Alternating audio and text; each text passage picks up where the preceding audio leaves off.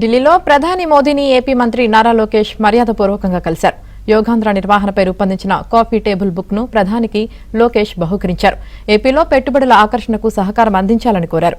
ఏపీకి semi conductor unit మంజూరు చేసినందుకు కృతజ్ఞతలు తెలిపారు. ఏపీలో ఐటీ, ఎలక్ట్రానిక్స్ పరిశ్రమల స్థాపనకు చేయూత అందించాలని విజ్ఞప్తి చేశారు.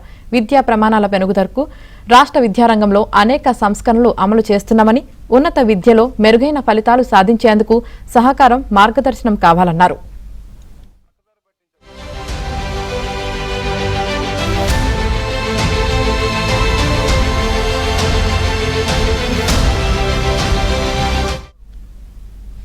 ఆంధ్రప్రదేశ్లో కూటమి ప్రభుత్వం వచ్చిన తర్వాత పలు సంక్షేమ, అభివృద్ది కార్యక్రమాలను సమర్థవంతంగా అమలు చేస్తున్నామని మోదీకి తెలిపారు. వికసిత్ భారత్ 2047లో భాగస్వాములు అవుతామని ప్రధానికి మంత్రి నారా లోకేష్ తెలిపారు.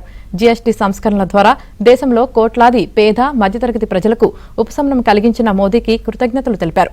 ఏపీలో కొంతకాలంగా నెలకొన్న వివిధ పరిణామాలను ప్రధానికి వివరించారు. ఏపీకి అన్ని విధాలుగా సహకారం అందిస్తామని ప్రధాని మోదీ లోకేష్కు హామీ ఇచ్చారు.